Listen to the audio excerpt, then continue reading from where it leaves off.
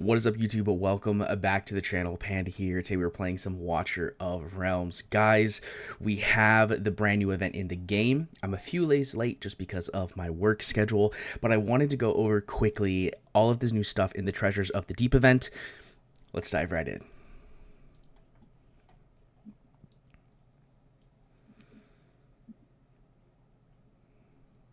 And welcome back, guys. Like I said, today we are going to be talking all about the Treasures of the Deep event, which is this amazing Captain Reeve event that's in the game now, and it's got some pretty interesting stuff, some pretty difficult stuff, and let's just quickly talk about it. So there's a couple things I want to go over. The first is the story mode.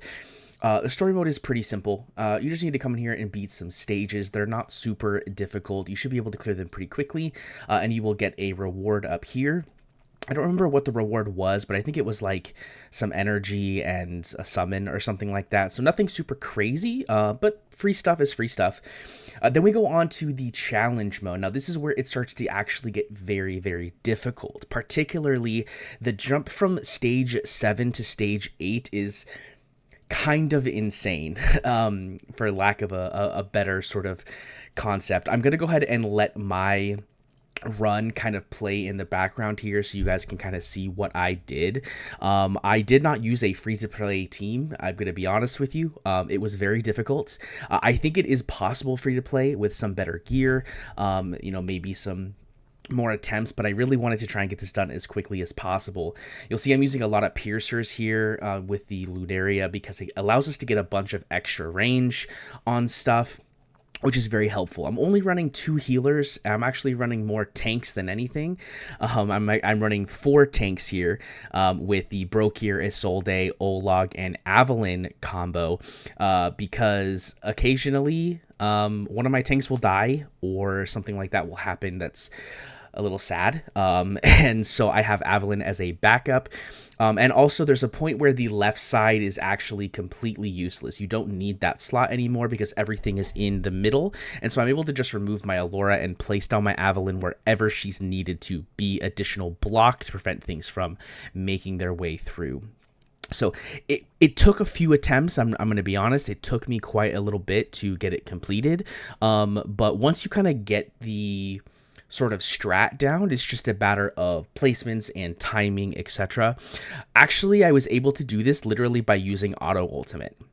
Up until just the last little bit. Towards the end, I took auto ultimate off because Olog was dying with his ultimate on, and so I didn't want that anymore.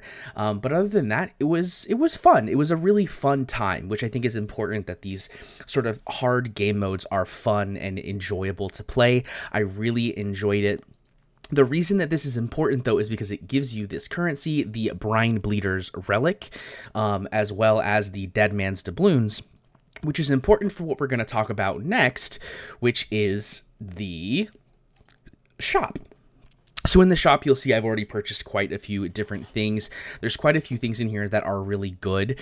My personal recommendation is going to be focus on picking up the anchor for Captain Reeve or the Bastion Ring for any other tank, as these are probably the 2 best things in this shop. I mean, I'm just going to be honest, these are the 2 best things on the shop. There's hands down, if you have a Captain Reeve, if you've summoned for Captain Reeve or you're going to be summoning for Captain Reeve, highly recommend picking up his artifact because it is exclusive. And it's actually not terrible. I think it's actually a pretty good artifact for him as well, which is pretty nice. But then also Bastion Ring, especially if you don't have a lot of them, you need 6 Bastion Rings to be able to be super competitive, or really not even super competitive, but just be able to complete the tank Immortal Codex boss. So if you don't already have 6 Bastion Rings, highly recommend picking up Bastion Ring from here. It will be the next thing that I purchase with the regular currency here. And other than that, the rest of the stuff is kind of just pick up whatever you want to buy, right? Obviously you want to pick up the abyssal packs for gold. I'm not 100% sure if you want to pick up the ones for gems. I bought one because I forgot to film this when I had an attempt. So I did spend the 60 diamonds for you guys so you could see this video. But yeah, I'm not quite sure if this maths out to be worth it or not. I'm gonna say it probably doesn't, but you know, if you do want to do it and you're like really low on some of these things and you don't have quite enough currency, it could be potentially worth it. Personally, I'm picking up the rare summons. I picked up the epic skill crystals because I need them.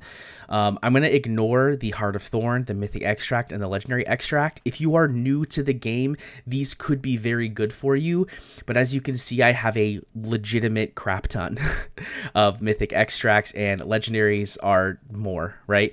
So don't need this at all. I also have a ton of psychic powers. I have 5 psychic powers and a ton of just regular 5-star food. So I don't really need these, but I may end up picking them up towards the end if I have some extra. But yeah, auto fights are always good. You know, in my opinion, I think they're great, especially with the new background fight features, really good. Gold is just going to be your dump, right? Whatever you have at the end, whatever you're not buying, just dump it into gold because you always need gold. All right, then we can talk about Osiren. Osiren is okay. If you don't have a mage, he's not the worst. Personally, I don't think he's amazing. But also he's an epic, which means odds are you're going to be able to get him to A5 pretty quickly. So I wouldn't waste your currency on Osiren personally, unless you're at the stage of the game where you have legitimately 0 mages and you're trying to push gear raid 1, then maybe he's worth it. But even then, I would probably highly recommend against it. And then we come down to the big boy currency, which is the Brine Bleeder's Relic. And this is real easy. Buy your diamonds, buy your shards, and then save up for the chat bubble. I mean, that's it. That's all it is. It should be pretty easy for you to be able to get all of this completed. We have a few days left here. In order to get it done. If you haven't done so already, highly recommend doing it. Also, don't forget, we do have the treasure quests here as well, which is just to do a bunch of missions, right? Clear the different story modes, perform summons. I went 200 summons because I was going for Reeve. I went for Reeve, and I also went for trying to get some copies of Zilla 2 for Guild Boss. So I went ahead and got all 2,000 of these, which is really good. And then just purchasing stuff, you'll get some refund back.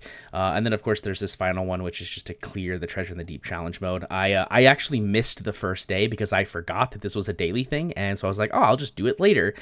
And I missed the first day. So I missed out on some of the attempts, but not really the end of the world, but it does kind of suck a little bit. But overall, I mean, I think this event is really good.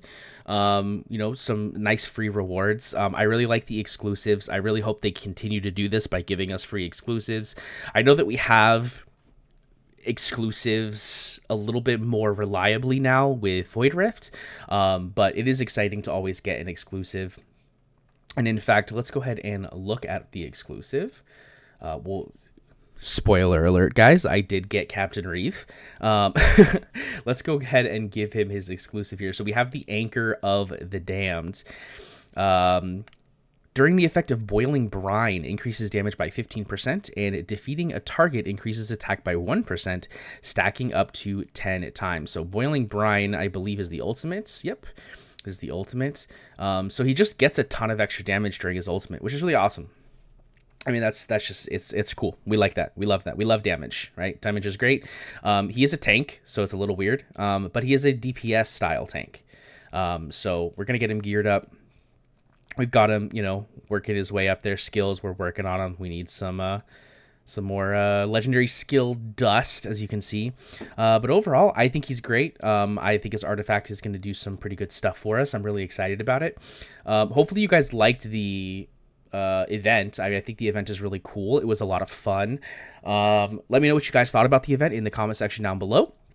Don't forget to hit that thumbs up button if you liked the video. And also, guys, we are still making that huge push for 5K subs. Right now, the goal is 2,500. That's our halfway mark.